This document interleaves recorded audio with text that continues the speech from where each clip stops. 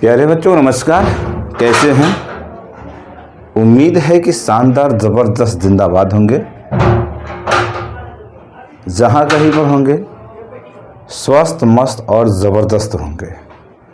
आपकी पढ़ाई बेहतर तरीके से चल रहा होगा और किसी भी समस्याओं का सामना नहीं करना पड़ रहा होगा और आप अपने लक्ष्य की तरफ निरंतर आगे बढ़ रहे होंगे।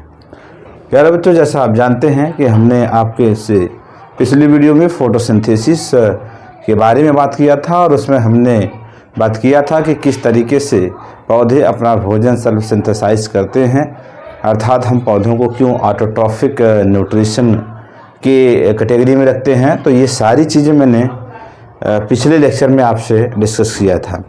आज का जो लेक्चर है प्यारे बच्चों, जैसा कि आज के लेक्चर में मैं आपसे बता दूं कि आपको क्या पढ़ाने वाला हूं।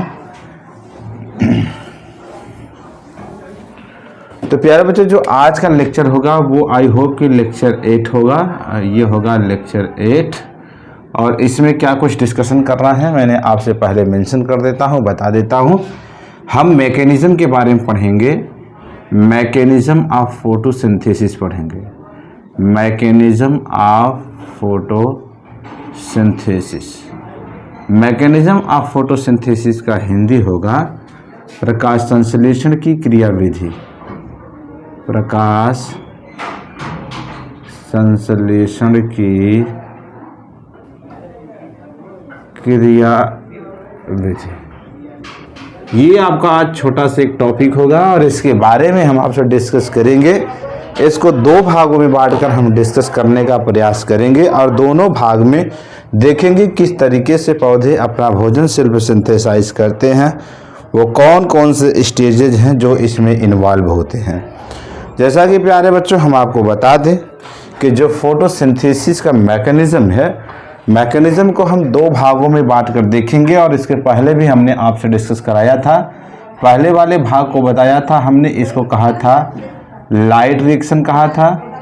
इस वाले भाग को लाइट रिएक्शन या इसे हमने कहा था हिल रिएक्शन, मतलब इसे हमने हिंदी में कहा था प्रकाशित अपक्रिया या इसे क्या कहा जाता है, हिल अपक्रिया।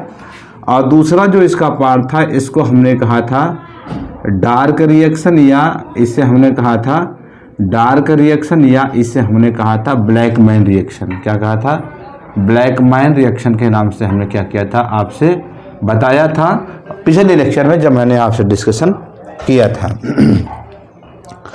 तो आज इसमें क्या करना है, हम एक को उठाएंगे और एक पार्ट को डिस्कशन करने का प्रयास करेंगे।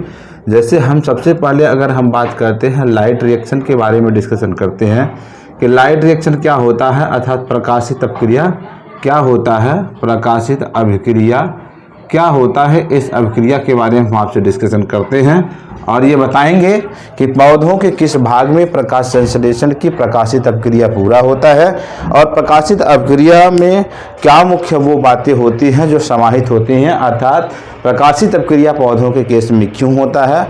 ये सब सारी चीज़ें हम आपके इसी वीडियो में डिस्कस करने वाले हैं।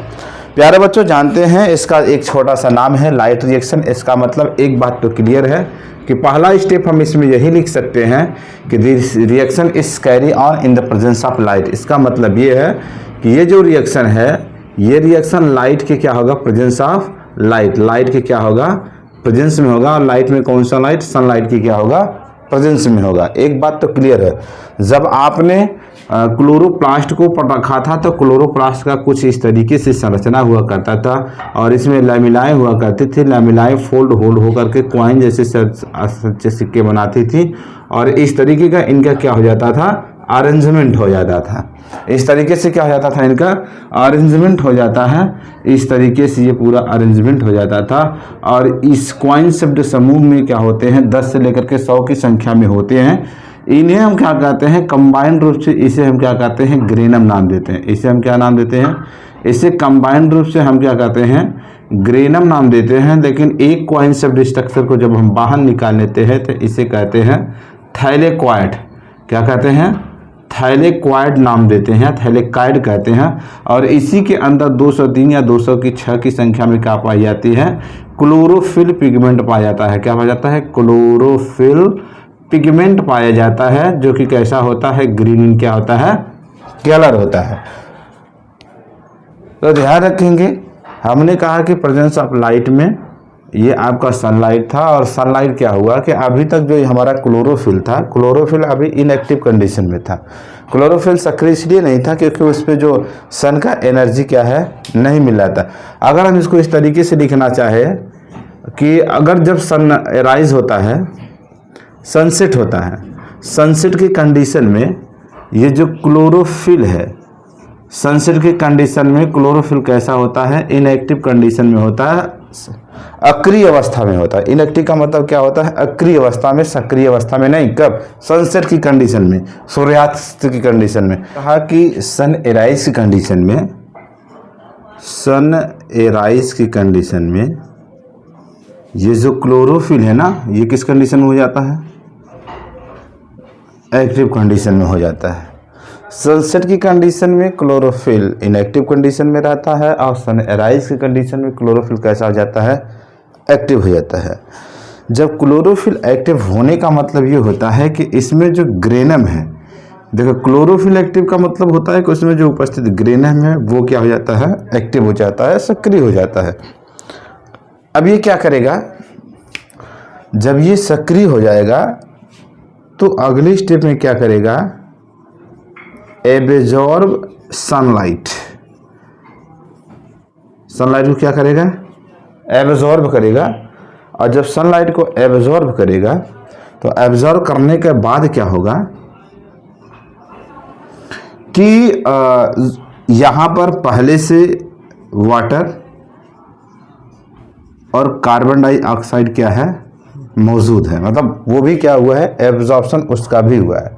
तो हम तीसरे स्टेप में कह सकते हैं कि active chlorophyll absorb sunlight and water and CO2। ये क्या करेगा, इतना क्या करेगा, वो ग्रहण करेगा। इतना ग्रहण करेगा तो अगले स्टेप में क्या होगा कि जो ADP था वो क्या हो जाएगा, ATP में क्या हो जाएगा, कन्वर्ट हो जाएगा। ADP किस में कन्वर्ट हो जाएगा, ATP में क्या हो जाएगा, मैंने ना लगे तो देख दीजिए।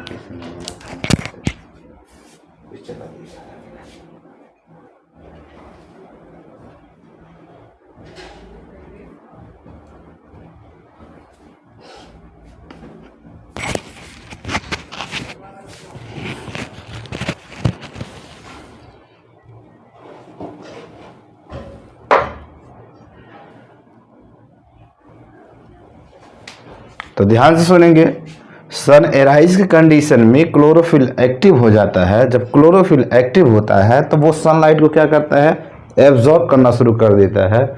और जैसे ही सनलाइट को एब्जॉर्ब करता है, आपको पता है कि पहले से वहाँ वाटर और CO2 क्या है, मौजूद है।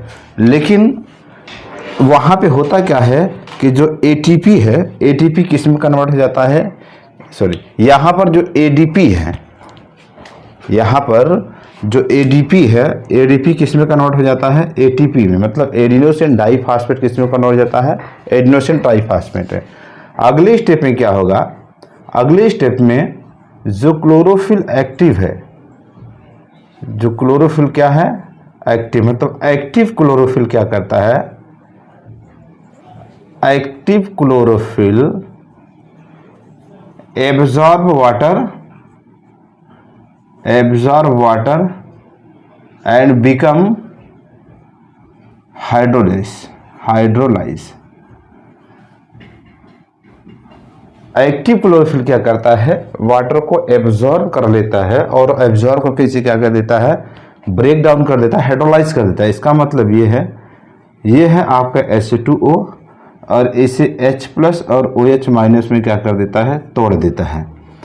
H+ और OH- में तोड़ने का मतलब है कि उसे हाइड्रोजन आयन और हाइड्रोक्सिल आयन में उसे क्या कर देता है, तोड़ देता है। ठीक है, यहाँ पर आपके 4 हैं, ये हो जाएगा आपका 4, ये हो जाएगा आपका 4। ठीक है, अगले स्टेप में क्या होगा, हम स्टेप बाय स्टेप चीज़ों को बताते हैं। हमने कहा कि active chlorophyll absorb water and become hydrolyse और ब्रेक डाउन इन H+ एंड OH-। अगले स्टेप में क्या होगा ये जो OH, जो हमारा ये 4OH है, जो हाइड्रोक्सिल आयन है, become condense session, become condensation, मतलब संघनन होता है। क्या होता है? संघनन होता है। इस जो हाइड्रोक्सिल आयन है, हाइड्रोक्सिल आयन का कंडेंसेशन होता है और कंडेंसेशन का परिणाम ये होता है कि इससे वाटर्स के मॉलिक्यूल्स बनते हैं और ऑक्सीजन बनता है। ये ऑक्सीजन क्या होता है? स्टोमेटा के थ्रू क्या हो जाता है? बाहर निकल जाता है। स्टोमेटा के थ्रू क्या हो जाता है? बाहर निकल जाता है। फिर अगले स्टेप में क्या होता है? यहाँ पर जो हमारा H+ है, ये अभी H+ क्या है? मौजूद है। ये H+ है, हाइड्रोजन आयन है। Hydrogen ion proton acceptor NADP को NADPH2 में क्या कर देता है? बदल देता है। क्या करता है? बदल देता है। मतलब जो हाइड्रोजन आयन है वो प्रोटॉन एक्सेप्टर NADP को NADPH2 में क्या कर देता है? कन्वर्ट कर देता है, बदल देता है। और यहाँ पे क्या निकलता है? आपका एनर्जी निकलता है। अगले स्टेप में क्या होगा? यहाँ पर जो आपका ADP था, यहाँ पर जो आपका ADP था, इस ADP में ये फॉस्फेट समूह जुड़ जाएगा, अर्थात ये NADPH2 जुड़ जाएगा और इस ADP को ATP में क्या कर देगा? कन्वर्ट कर देगा। और यही फाइनली आपका क्या है? एनर्जी है। आपने यहाँ लिखा था कि इसमें जो एनर्जी है ATP के रूप में निकलेगा, अर्थात जो ADP है, ADP ATP के रूप में क्या हो जाएगा? कन्वर्ट हो जाएगा। और यही फाइनली आपका क्या है? एक वो आपका लाइट मैकेनिज्म है, लाइट रिएक्शन है। ठीक है, तो आइए इसे एक बार फिर से समझते हैं कि लाइट रिएक्शन है क्या, और इसे और अच्छे से समझने का प्रयास करते हैं। पहले लाइट रिएक्शन को पढ़ने से पहले आपको एक टॉपिक पढ़ना अनिवार्य होगा, जो कि हमने बताया था क्लोरोप्लास्ट। हमने बताया था कि आपका क्लोरोप्लास्ट है, डबल बॉन्डेड स्ट्रक्चर है। इसमें ढेर सारे लैमिला है। लैमिला कॉइन्सेप्ट स्ट्रक्चर में फोल्ड हो जाते हैं और ये इस ग्रेनम का निर्माण करते हैं। किसका निर्माण करते हैं? ग्रेनम का। इस तरीके से क्या करते हैं? ग्रेनम का निर्माण करते हैं। और पूरा क्या भरा हुआ है? स्टोमेटा भरा हुआ है। इसमें DNA के भी पार्टिकल्स हैं, राइबोसोम के भी पार्टिकल्स हैं स्थान स्थान पे। ठीक है, ये जो ग्रेनम है इसे हम कहते हैं पूरा एक जो ये पूरा छल्ला है, ये जो पूरा ग्रुप है, इस ग्रुप को हम कहते हैं ग्रेनम। क्या कहते हैं? ग्रेनम। और एक भाग को कहते हैं हम थैलेकॉइड। क्या कहते हैं? थैलेकॉइड। ये जो थैलेकॉइड है इसमें 203 से लेकर के कभी कभी 206 देता है। इसमें क्या पाया जाता है? क्लोरोफिल पाया जाता है। तो ध्यान रखेंगे, ये जो लाइट रिएक्शन है, सबसे पहला बात इसमें यही होगा कि this reaction is carried out, this reaction is carried out in presence of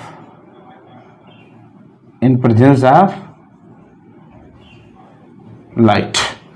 इसका मतलब ये हुआ कि यह जो रिएक्शन है, जो लाइट रिएक्शन है, सनलाइट के प्रेजेंस में क्या होगा? पूरा होगा। दूसरी बात क्या होगा? First of all this reaction is discovered by Hill. मतलब इसे हिल रिएक्शन क्यों कहते हैं? कि इसका जो डिस्कवरी था वो किसने किया था? हिल नामक साइंटिस्ट ने किया था, इसलिए इसे क्या कहा जाता है? हिल रिएक्शन कहा जाता है। तीसरे स्टेप में क्या होगा?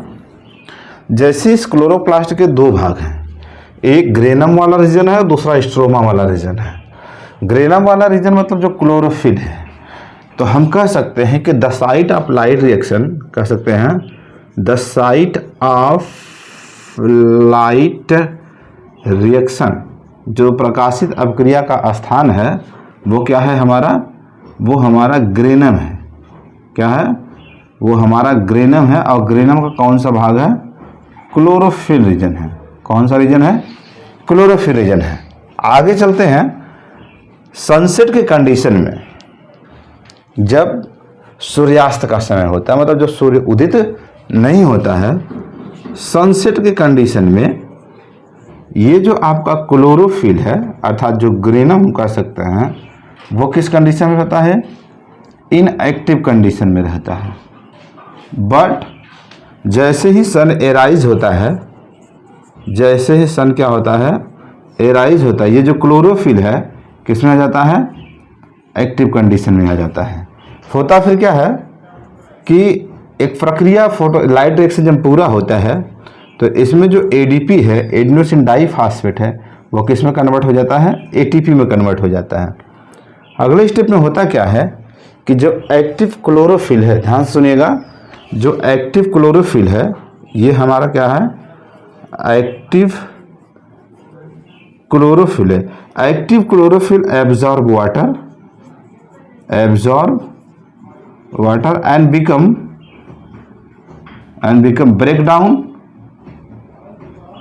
break down in H plus and OH minus, hydrogen ion and hydroxyl ion. ये आपका हो गया 4H2O, absorb water, become break down 4H plus and 4OH minus. यहाँ तक आपको शायद चीज़ें समझ में आई होंगी। मैंने कहा कि एक्टिव क्लोरोफिल जो है वो वाटर का एब्जॉर्प्शन करता है, और वाटर का एब्जॉर्प्शन करने के बाद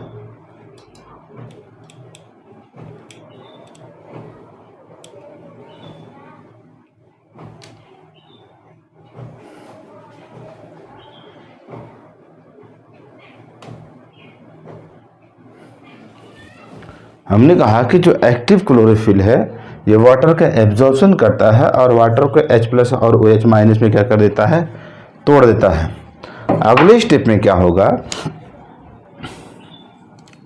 ये जो हमारा OH माइनस है, जो हमारा OH minus hydroxyl ion become condensation, ये जो हमारा हाइड्रोक्सिल आयन है इसका कंडेंसेशन होता है। इसका मतलब ये है कि जो OH माइनस है इनका जब कंडेंसेशन होता है, जब इसका कंडेंसेशन होता है तो यह H2O और O2 में क्या हो जाता है, इस तरीके से चेंज हो जाता है। क्या हो जाता है, 2H2O में, और क्या हो जाता है, इस तरीके से चेंज हो जाता है। लेकिन यहीं पर जो दूसरा हमारा हाइड्रोजन आयन है, ध्यान सुनिएगा, अगले स्टेप में चलते हैं। ये जो हमारा हाइड्रोजन आयन है, हाइड्रोजन आयन क्या होता है, hydrogen ion proton acceptor NADP के साथ जुड़कर इसे NADPH2 में क्या कर देता है, कन्वर्ट कर देता है। इसका नाम होगा nicotinamide adenine dinucleotide hydrogen phosphate. क्या नाम होगा, nicotinamide adenine dinucleotide hydrogen phosphate. और फिर क्या होगा, अगले स्टेप में क्या होगा कि जो हमारा ADP था इसमें ये क्या होगा, जुड़ करके इसे ATP में क्या कर देगा, कन्वर्ट कर देगा। मतलब एडिनोसिन डाइफॉस्फेट में क्या हो जाएगा, कन्वर्ट हो जाएगा, जुड़ जाएगा। इस तरीके से यह पूरा एक मैकेनिज्म है जो कि क्या होता है, लाइट रिएक्शन में पूरा होता है। और फाइनली हमको चाहिए क्या, फाइनली हमको चाहिए ADP का ATP में कन्वर्जन। तो आई होप कि ये पूरी चीज़ें आपको यहाँ पर समझ में आई होंगी। अगली वीडियोस के लिए जुड़े रहिए हमारे YouTube चैनल से, KD Cambridge by JP sir से। हम आपको एक बेहतर कंटेंट के साथ क्लास देने के लिए कोशिश करता रहूँगा। बहुत बहुत धन्यवाद। जय हिंद, जय भारत।